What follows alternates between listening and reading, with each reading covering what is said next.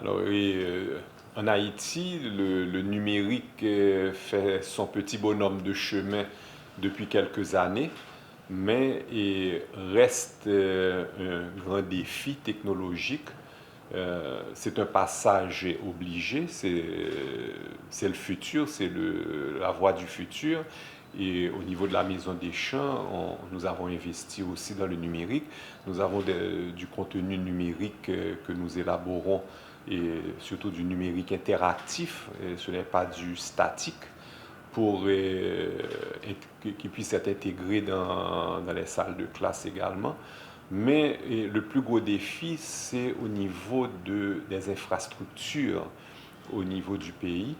Euh, pour que le numérique puisse fonctionner, il faut qu'il y ait de la connectivité et Internet à haut débit et, et à un prix très abordable. Et ce défi technologique, on n'y est pas encore, et malgré tous les efforts qui ont été entrepris dans ce domaine-là depuis des années. Mais ceci ne suffit toujours pas pour permettre à ce que les écoles en général puissent être dotées en outils permettant l'utilisation du numérique par les élèves. Il y a aussi le problème de l'électricité, c'est-à-dire le numérique implique le courant. Or, cette électricité est difficile d'accès, dans beaucoup de lieux n'est pas disponible et, et le blackout est plutôt très, très courant. Donc, ceci nécessiterait que des écoles aient des génératrices. Ceci coûte cher. Ceci nécessite aussi éventuellement de le remplacer par l'énergie solaire, mais ceci également représente un coût non négligeable que beaucoup d'écoles ont du mal à faire face.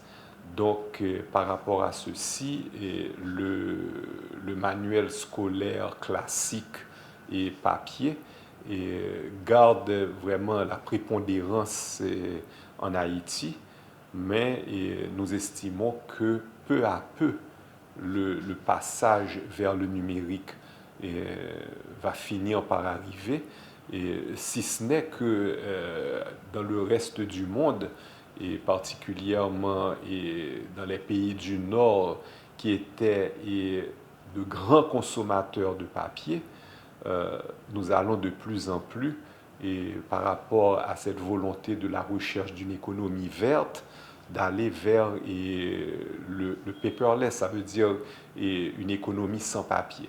Donc ça se traduit par quoi? Petit à petit, les moulins fabricants du papier sont en train de fermer, puisque la consommation en papier est en train de diminuer à travers le monde.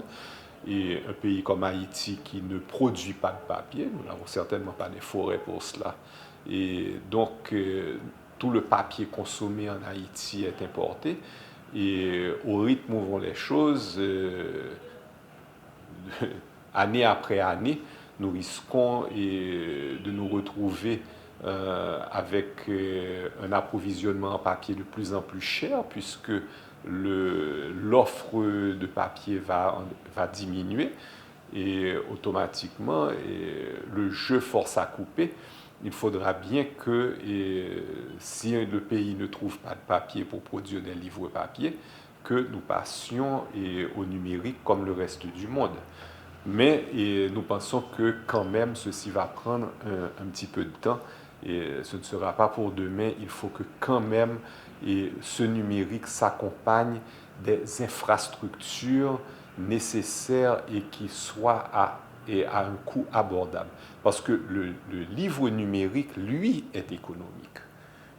Par exemple, nous, et pour des manuels en numérique interactif que nous avons élaborés, nous sommes en train de parler d'un coût de 2,5 $ pour l'année.